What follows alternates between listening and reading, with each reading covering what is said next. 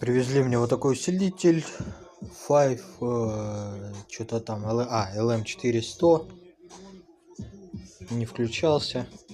Ну, горели предохранители, полностью проверил, все цело.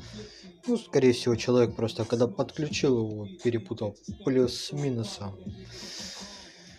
И ничего не сгорело, кроме предохранителя, потому что провел полную диагностику, аккуратненько разбирался, обирал, следов практически нету. Вот так вот, такое бывает.